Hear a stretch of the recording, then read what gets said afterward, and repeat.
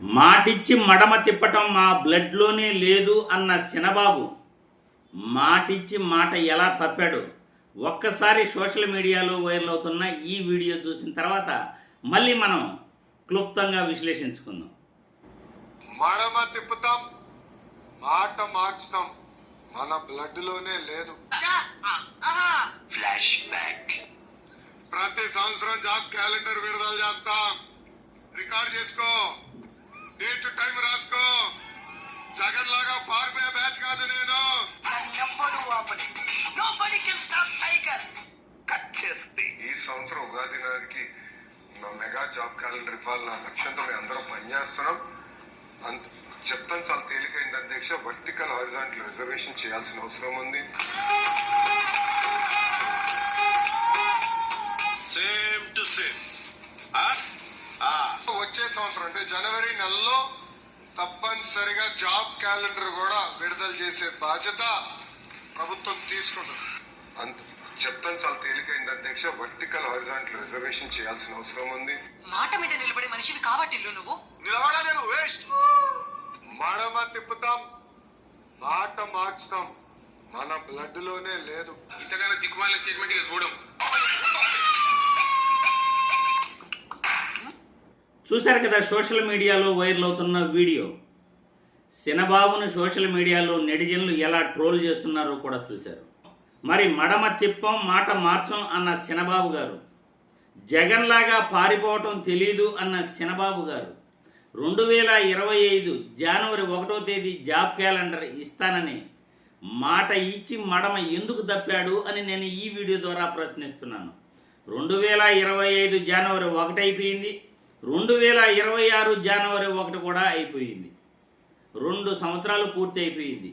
20 లక్షల ఉద్యోగాలు ఇస్తానన్నారు, లేకపోతే నిరుద్యోగ భృతి ఇస్తానన్నారు. మరి ఎవరు మడమ తిప్పారు, మాట తప్పారు అని నేను ఈ వీడియో ద్వారా లోకేష్ బాబు గారిని ప్రశ్నిస్తున్నాను. చెప్పడం చాలా సులువు, కానీ చేయటమే చాలా కష్టం అంటున్న చినబాబు గారికి ఈ విషయం తెలీదా?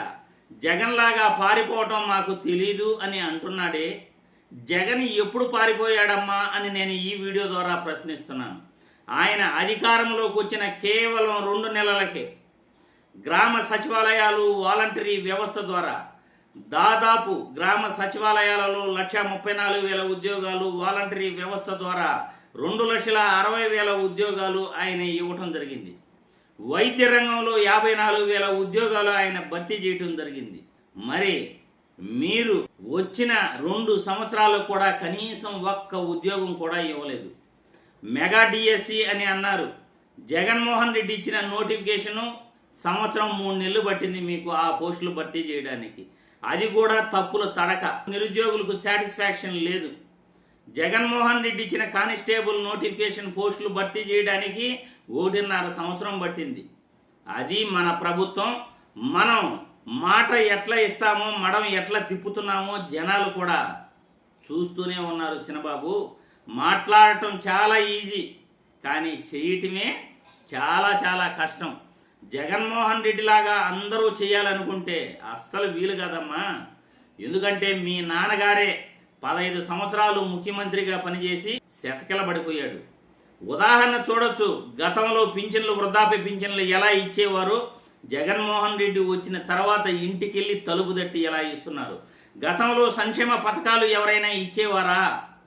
సంక్షేమ పథకాలు ఇవ్వాలంటే డీబీటీ అకౌంట్ల ద్వారా నేరుగా ప్రజల అకౌంట్లోనే పడాలి అని జగన్మోహన్ రెడ్డి ఎంత నిబద్ధతతో సంక్షేమ పథకాలు ఇచ్చాడో అందరూ చూశారు.